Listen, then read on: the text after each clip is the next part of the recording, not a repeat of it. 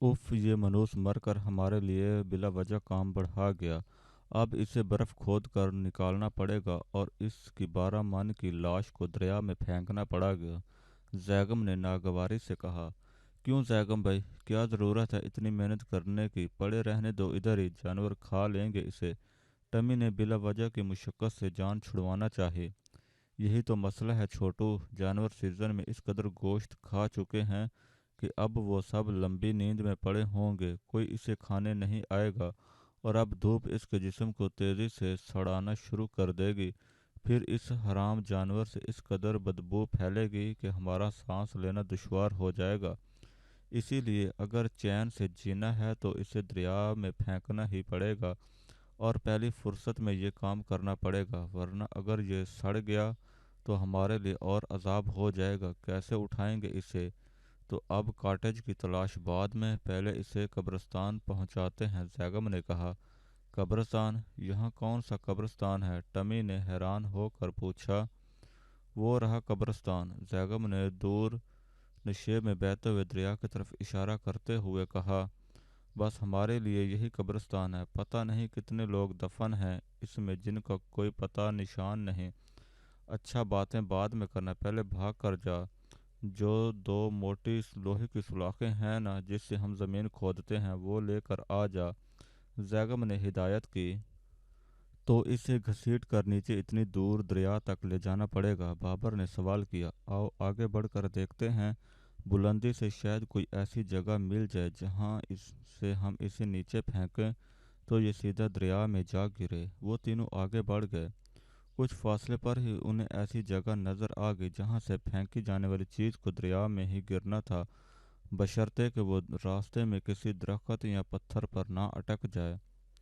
उन्होंने बर्फ खोदकर उसकी मोटी लाश निकाली। जैगम की पैंट की बेशुमार जेबों में से एक जेब से रस्सी बरामद हुई, जिसे दो टुकड़े करके उन्होंने वो रस्सी उसके पाँव के नज़दीक बांधी। बाबर और जैगम ने उसे घसीटना शुरू किया। जूनी का धुआं धुआं चेहरा देखकर बाबर ने टमी को इशारा किया। चलो आपी, हम दोनों कॉटेज देखते हैं, ये दोनों अपने काम करके आ जाएंगे। वो जूनी का हाथ पकड़कर दूसरी तरफ मुड़ गया। वो गुमसुम सी उसके साथ चल पड़ी। क्या हैसियत है इंसान की टमी, जानवरों की तरह घसीटा जाता है मरने के बाद। लोग किस तरह उससे जान छुड़ाने के लिए कहीं दूर ठिकाने लगा आते हैं, किसी गंदगी और गलाजत की तरह। जूनी ने झुरझुरी लेते हुए कहा। ये तो इंसान पर मुनहसर है आपी। जब वो जिंदा होता है तो उसी वक्त वो अपने लिए जमा करता है गंदगी या पाकी। अच्छे काम करता है तो लोग एहतराम से फूलों में दफन करते हैं, बुरे काम करता है तो गंदगी और गलाजत की तरह फेंका जाता है, टमी ने कहा। जूनी ने चौंक कर उसके चेहरे की तरफ देखा और बोली, अरे वाह, इतने छोटे से होकर पर बातें कितनी बड़ी और कितनी अच्छी करते हो। तुमने मेरे जहन से सारा बोझ हटा दिया। वाकई इस खबीस ने काम ऐसे ही किए थे कि इसे गंदगी और गलाजत की तरह उठाकर फेंका जाता। वो मुस्कुराई और प्यार से टमी के गाल पर हाथ रख कर उसका शुक्रिया अदा किया। आप इसे जानती हो आपी? क्या किया था उसने? टमी ने पूछा। यही तो जिम्मेदार था मेरी सारी तकलीफ़ों का, जिन्हें मैं आज तक भुगत रही हूँ। इसी ने मुझे गोली मारी थी जिससे मेरी ये टांग जख्मी हुई थी, और इस जख्म से बहने वाले खून ने भेड़ियों को मेरी तरफ मतवज्जो किया था। उन्होंने मुझे घेर लिया था, खा चुके होते अगर तुम्हारे भाइयों ने बचाया ना होता। अच्छा, तो ये था वो खबीस। आपी पहले बताती, मैं इसे होटल में घुसने भी नहीं देते, टमी ने गुस्से से कहा तो वो हंसने लगी। ओह, ये क्या है? जोनी ने अचानक चीख मारी। कॉटेज के बोसेदा दरवाजे पर निहायत सेहतमंद छिपकली जैसा कोई अजीब सा हशरात मौजूद था। क्या है ये, क्या है? इतनी मोटी छिपकली? भाई मारो इसे, टमी ने दरवाजे की तरफ बढ़ते हुए कहा। तो छिपकली रेंगती हुई दीवार पर चली गई। उसकी अजीब सी हायत और अजीब सी चाल देख कर जोनी और सहम गई। बाबर ने आगे बढ़कर अपना भारी जूते वाले पांव से जोर से छिपकली पर मारा, वो मर जाए, मगर ऐसा करना बड़ा गजब हो गया। अब पता नहीं बाबर की ज़रा में इतनी ताकत थी या कॉटेज की दीवार में इस कदर बोस्तिदगी हो चुकी थी कि उस ज़रब को सह न सकी और बेचारी पूरी की पूरी ज़मीन बोस हो गई। और ना सिर्फ वो खुद गिरी बल्कि अपने साथ छत का कुछ हिस्सा भी लेकर बैठ गई।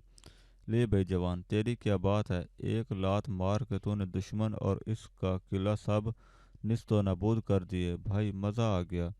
जैगम ने बाबर की जार जांबाजी पर खैराज तहसीन पेश किया तो वो कुछ शर्मिंदा सा हुआ। यार मुझे क्या मालूम था कि ये कॉटेज इतनी कमज़ोर है कि एक लात ना सह सकेगी, ऐसे टूट जाएगी जैसे कागज़ की बनी हुई हो। वो बोल रहा था तो उसे कानों में की आवाज़ आई। पलट कर देखा तो जूनी और टमी मुंह दबा कर हंस रहे थे। उसे अपनी तरफ देखता पाकर दोनों हंसी कंट्रोल करने के चक्कर में और ज़ोर से हंस पड़े। चुप कर टमी के बच्चे, आज ये साबित हो गया कि इन पुराने कॉटेज में से कोई इस काबिल नहीं है कि हम जोनी को इसमें ठहरा कर बेफिक्र हो जाएं। कोई भी एक लात मार के इसे तोड़कर अंदर घुस सकता है, और ज़रा सी कोई छिपकली निकल आए तो ये हवा से बाख्वास्ता होकर बाहर निकल आए। यहाँ सब अच्छी तरह देख लेंगे, यहाँ एक लड़की अकेली रहती है। बाबर ने डांटा तो टमी ही को था लेकिन लफ्ज़ों की हैबतनाक नक्शा जोनी के लिए था। वो सचमुच घबरा गई। नहीं नहीं, मुझे अलग नहीं रहना, मैं तुम लोगों के साथ ही रहूंगी, बेशक उसी छोटे से कमरे में बंद होकर रहना पड़े, मैं रह लूंगी, वो घबरा कर बोली। जैगम हंस पड़ा। उसने मानी खेद नज़रों से बाबर को देखा और बोला, मान गए उस्ताद, मान गए। चलो फिर ये हंटिंग ख़त्म, वापस चलते हैं, कोई और हल सोचते हैं।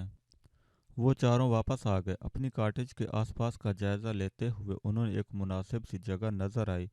यार ये जानवरों के बाड़े के ऊपर जो जगह है ये इतनी तो है, यहाँ एक कमरे का छोटा सा घर तो बड़े आराम से बन सकता है। ये बिल्कुल चंद कदम के फासले पर भी होगा और अलग थलग भी। क्या ख्याल है? बाबर ने जैगम को इस तरफ मुतवज्जो किया। ठीक कह रहा है तू। हम पीछे की तरफ से एक अलग थलग रास्ते के जरिए अपने होटल और कॉटेज को भी मिला सकते हैं, और एक रास्ते पर शेड भी डाल देंगे ताकि बारिश और बर्फ़ में भी हम दोनों तरफ आ जा सकें। ठीक है ना? ठीक कह रहा है तू। हम पीछे की तरफ से एक अलग थलग और इसमें किचन बड़ा बनाना ताकि होटल के लिए खाना वहाँ से पका सकूँ। आखिर मुझे भी तो कोई काम करना होगा। जोनी ने अपना ख्याल पेश किया। इसकी ज़रूरत नहीं, हम पका लेते हैं ना, बाबर ने जवाब दिया। नहीं, मैं बेकार बैठकर वक्त ज़ाया नहीं कर सकती। खाना मैं पकाऊंगी और तुम लोग बाहर के काम देखना, वो भी बहुत होते हैं। और इस बार मैं अब कुछ नहीं बोलेगा, जोनी ने फैसला कुन लहजे में कहा। ठीक है, चल यार, शुरू कर देते हैं। सबसे मुश्किल और लंबा काम मुनासिब साइज़ के तख्ते काटना है। आरी चला चला कर हाथों में छाले पड़ जाते हैं। बाबर ने जैगम को देखते हुए कहा, यार मुझे याद आ रहा है कि मेरे काठ कबाड़ में शायद एक बिजली से चलने वाली आरी भी थी। वो ढूंढ कर लाते हैं। बिजली से चलने वाली आरी तो भाई, उसके लिए बिजली कहाँ से लाओगे? वो भी तो कहीं मिलेगी। 10-15 किलो खरीदना। टमी ने ज़ोर से हंसते हुए कहा। वो भी मौजूद है शहजादे, जनरेटर पड़ा हुआ है। जैगम ने भी उसी लहजे में जवाब दिया। अच्छा, जनरेटर पानी से चल जाएगा भाई? टमी ने पूछा। हाँ, इसका पानी भी पड़ा है, 8-10 जैरी कैन में भरा हुआ है। तू फिक्र न कर लाडले, जैगम हंसा। फिर काम आसान हो गया। उन्होंने जनरेटर की मदद से आरी चलाई और बहुत जल्द मतलूबा मिकदार में साफ सुथरे तख्ते काट लिए। कॉटेज की तामीर शुरू हो गई और बहुत जल्द ख़त्म भी हो गई। इसकी तामीर में बाबर ने अपने इंजीनियरिंग के भी कुछ कमाल दिखाए थे। झरने से पानी की मुसलसल फराहमी, किचन में बड़े चूल्हे और तनूर, गर्म पानी की फराहमी, कुछ सादा सा फर्नीचर भी बन गया। गर्ज ये कि ये छोटा सा लेकिन इंतहाई आरामदेह और ख़ूबसूरत घर बन कर तैयार हो गया था। ये लें शहजादी साहिबा, आपका ये महल तैयार है। अब आप यहाँ आराम से रहकर अपने शहजादे का इंतज़ार कीजिए। जैगम ने हल्के फुल्के लहजे में हंस कर कहा तो वो भी हंसी ख्वाब